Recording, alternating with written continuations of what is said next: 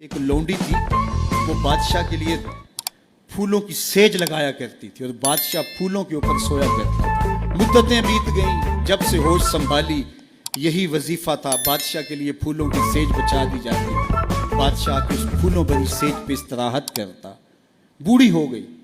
एक दिन फूलों की सेज सजाई के दिल में ऐसे ख्याल आ गया कि मैं सेज तो सजा के चली जाती हूँ और बादशाह आके लेट जाता है, मैं भी तो देखूं कि फूलों पे सोने का लुत्फ क्या है। तो वो अपनी कमर सीधी करने के लिए फूलों की सेज पे लेट गई। सारे दिन की थकी हुई थी, आंख लग गई। बादशाह वक्त पे अपने कमरे में दाखिल हुआ तो उसने देखा कि एक लौंडी उसकी सेज पे सोई हुई है। बड़ा गुस्सा आया। बादशाहों की गैरत होती है, उस गैरत की वजह से उसने जल्लाद को बुलाया, इसे उठाओ, उल्टा लटकाओ और इतना मारो कि इसकी जान निकल जाए, बाकी लौंडियों गुलामों को पता चल जाए कि बादशाहों की सेज कितनी मुकद्दस होती है। उस लौंडी को वहां से दबोचा गया, उल्टा लटका दिया गया और जल्लाद कोड़े मारने लगा। वो रोती, चीखती, चिल्लाती। अचानक रोते रोते उसने हंसना शुरू कर दिया। जब वो हंसी ना तो बादशाह ने जल्लाद से कहा रुको और इसे पूछो रोती क्यों थी और इसे ये पूछो कि हंसती क्यों है। तो जल्लाद ने कहा कि क्यों रोती थी। उसने कहा जब कोड़ा लगता था तो जान निकलने को आती थी, मैं रोती ना तो और क्या करती। कहा यह बात तो मेरी समझ में भी है, लेकिन यह बात समझ में नहीं, तू हंसती क्यों है। कहा मुझे हंसी इस बात पे आई है कि चंद लम्हों के लिए सेज पे सोई हूं तो इतनी मार खानी पड़ रही है, तो जिसको उम्र होगी सोते हुए उसका क्या बनेगा। हमारी ये फिक्र होनी चाहिए कि दुनिया के ऊपर जो हमें नेमतें मिली हैं हमने उसका हिसाब देना है। सुम्मा लतुसअलुन्ना यौमइज़िन अनिन नईम, उस दिन एक एक नेमत का हिसाब देना होगा। ये कोई किस्सा कहानी नहीं है, ये कुरान है। एक एक नेमत का हमें हिसाब देना होगा। आइए इस मुख्तसर जिंदगी को अल्लाह और उसके रसूल के नाम लगा दें। जिंदगी जो गुजर गई सो गुजर गई, आने वाला एक एक लम्हा याद इलाही में बसर करने का अज़म करें।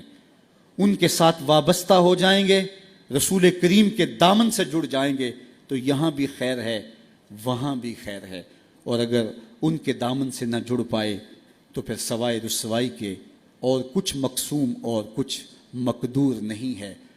आज का मुस्तफ़ाई इज्तिमा नौजवानों को, पूरी दुनिया के ऊपर सुनने वालों को यही मैसेज देता है कि हुजूर के साथ अपनी वाबस्तगी को, अपनी दिल बस्तगी को, अपने ताल्लुक़ के खातिर को मजबूत कर लो। अपना सारा कुछ हुजूर के नाम कर दो। उनसे वाबस्तगी और उनसे उल्फत का रब्त और रिश्ता जब कायम कर लोगे तो फिर दुनिया भी बेहतर और आखिरत भी बेहतर।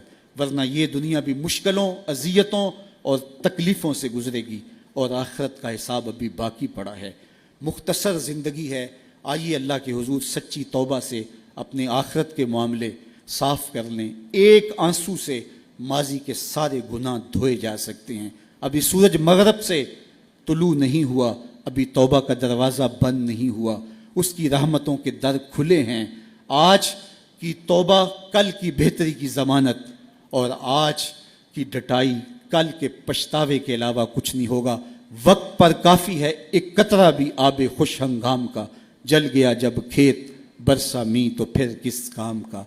और अगर इन सांसों के बदले सजदा हो जाए, इन सांसों के बदले क़याम हो जाए, रुकू व सुजूद हों, रसूल करीम पे दरूद पढ़ा जाए, किसी दुखी के सर पे हाथ रख दिया जाए, तो ये सांसें काम आ गई। वो खुश नसीब हैं जिन्होंने अपनी सांसें अल्लाह और उसके रसूल के नाम वक्फ़ कर दी, और वो बदनसीब जो अपनी सांसें, अपना वक्त और अपनी कीमती ज़िंदगी बर्बाद कर रहे हैं। अब भी वक्त है, अब भी मौका है, तौबा का दरवाज़ा खुला है। सूरज मगरब से तुलू नहीं हुआ, दर रहमत कुशादा है। आइए मैं और आप अल्लाह के हुजूर सच्ची तौबा से उसकी चौखट पे हाज़री दें और अपने गुनाहों की माफ़ी मांगें। जिस शौक़ व मोहब्बत से, जिस प्यार के साथ आप लोग तशरीफ़ लाए, मैं आप सब लोगों का शुक्रगुज़ार भी हूँ। काफ़िलों को तरतीब देना, फिर ज़िम्मेदारी के साथ यहाँ तक ले कर के आना, ये एक कठिन काम था, और इदारतुल मुस्तफ़ा के ज़िम्मेदारान ने पाकिस्तान के मुख्तलिफ़ शहरों में मेहनत करके काफ़िला साजी और फिर यहाँ तक उनके पहुँचाने में जो मुशक्क़तें सही, अल्लाह उसका उन्हें अजर अता फरमाए। और उलमा, मशाइख عالی مرتبت بزرگ جو لوگ تشریف لائے، میں سب کا شکر گزار ہوں، اور ادارۃ المصطفیٰ کے ان بچوں، ان کے والدین، ان کے اساتذہ اور جملہ معاونین کو مبارکباد پیش کرتا ہوں کہ یہ سند فراغت پا کے آج معاشرے کے اندر دین کی تبلیغ کے لیے اتر رہے ہیں۔ اللہ ان کی مدد کرے۔